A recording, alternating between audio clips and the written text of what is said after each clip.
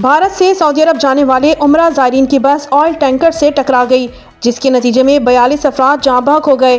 عرب media کے مطابق عمرہ کے لیے سعودی عرب میں موجود زائرین پیر کی صبح ایک بس میں مکہ سے مدینہ منورہ جا رہے تھے، جہاں ان کی بس ایک آئل ٹینکر سے ٹکرا گئی، جس کے بعد دونوں گاڑیوں میں آگ لگ گئی۔ رپورٹ کے مطابق بس میں 42 سے 45 افراد سوار تھے، جن کا تعلق بھارتی ریاست تلنگانہ کے شہر حیدرآباد سے تھا، اور ان عمرہ زائرین میں خواتین اور بچے بھی شامل تھے۔ عرب میڈیا کے مطابق بس اور آئل ٹینکر میں تصادم کے بعد بھڑکنے والی آگ سے ہلاکتوں کا خدشہ ظاہر کیا جا رہا ہے، جبکہ سعودی حکام امدادی کارروائی کر رہے ہیں۔ دوسری جانب بھارتی سیاست دان اسد الدین اویسی نے اس حوالے سے میڈیا سے گفتگو کرتے ہوئے کہا کہ میری اطلاعات کے مطابق عمرہ زائرین کی بس کو پیش آنے والے حادثے میں 41 افراد جاں بحق ہوئے ہیں، تاہم سعودی حکام کی جانب سے تاحال ہلاکتوں کی تعداد کے حوالے سے کسی قسم کا بیان سامنے نہیں آیا ہے۔ مزید خبروں اور اپڈیٹس کے لیے ہمارے ساتھ رہیے۔ اللہ نگہبان۔